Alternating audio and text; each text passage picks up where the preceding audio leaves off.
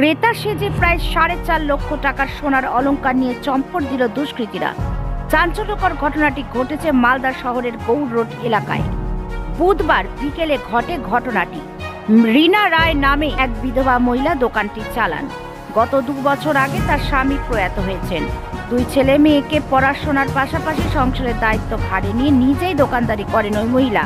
তিনি জানান, মেয়ের বিয়ের গয়না দেখতে এসে এক হিন্দিভাষী ক্রেতা প্রায় 4.5 ভরি ওজনের সোনার অলংকার নিয়ে চম্পট দেয়। তিনি পুলিশের কাছে লিখিত অভিযোগ দায়ের করেছেন।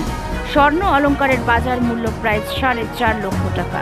খবর পেয়ে দোকানে পৌঁছায় বঙ্গীয় স্বর্ণশিল্পী ও স্বর্ণ ব্যবসায়ী সমিতির সম্পাদক উজ্জ্বল সরকার।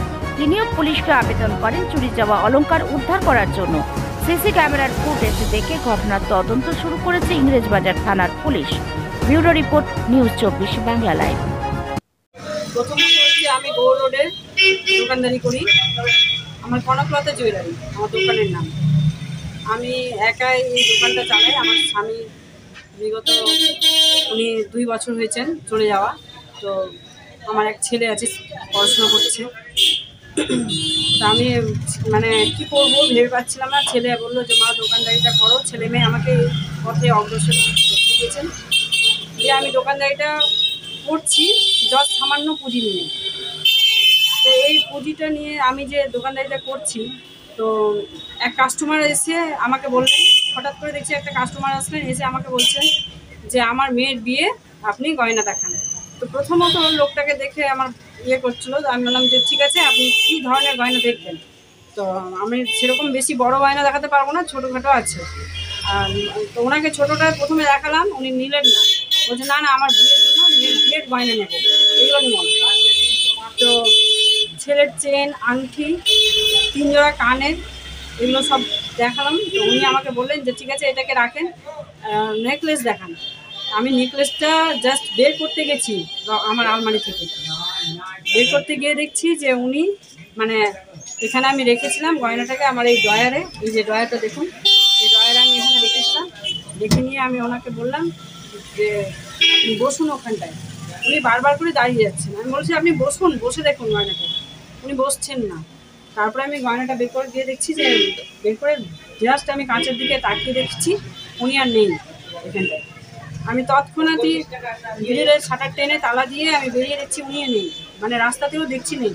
তারপরে আমার পাশে এক ভাইকে নিয়ে আমি গেলাম, একটু এগিয়ে এদিকে দেখলাম। তারপরে আমি থানাতে ফোন করেছি, পুলিশ ইনভেস্টিগেশন চলছে। সিসিটিভি ফুটেজ থেকে উনি ইনভেস্টিগেশন করছেন। তো আমি স্বর্ণশিল্পী, খুব বড় শিল্পী নয়, ছোটোখাটো আমার ব্যবসা। আমি আবেদন করব যে আমার জিনিসটাকে আমি রিকভারি করে দেয় পুলিশ। আমি এটাই চাই। প্রায় আনুমানিক এটা বলছি যে 4.5 লাখ, 4.5 লাখের মতো গয়না উনি নিয়ে গেছেন। হ্যাঁ, আপনার নাম? আমার নাম রীনা রায়। আমি একাই দোকানটাকে দেখি। আমি হঠাৎ ব্যাপারটা উনি আমাকে ফোন করে ব্যাপারটা বলে আমি তৎক্ষণাৎ বলি যে আপনি থানাতে গিয়ে এটাকে ইমিডিয়েট একটা এফআইআর করুন, পুলিশকে জানান। পুলিশ এখানে এসেছিলেন, তদন্ত করেছেন বা করছেন, আজকেও সকালেও এসেছে। তো এটা একটা নতুন ঘটনা নয়, এটা পুরনো ঘটনা। এই ধরনের ক্রাইম, এই টাইপের লোক, নন বেঙ্গলি, তারা কিন্তু বিএস রোড অঞ্চলে, এবার দেখছি গৌড় রোডে এই দিকটাই দুর্বল যেসব জায়গা, সেসব জায়গাকে ওরা টার্গেট করছে। সেই টার্গেটটাকে এমনভাবে করছে যে একটা ছোট্ট দোকানদারকে নিঃস্ব করে দিয়েছে। তা আমি প্রশাসনকে বলবো যে আপনারা যদি একটু তৎপর না হন, বা আপনাদের যদি ইন্টেলিজেন্স যদি জোর ইয়েতে না রাখেন, তাহলে কিন্তু আমাদের এরকম ধরনের ব্যবসা করা খুব মুশকিল। যে আমাদের ব্যবসায়ী, আমাদের সংগঠনের মেম্বার উনি যখন এই ধরনের কেস হয়েছে, ওনার মালটা রিকভারি করার জন্য প্রশাসনকে আমরা বারবার আবেদনও করেছি। এই ব্যাপারটাও আমরা জানাচ্ছি যেন এই ব্যাপারটা দেখে যেন তার মাল রিকভারি করা হোক।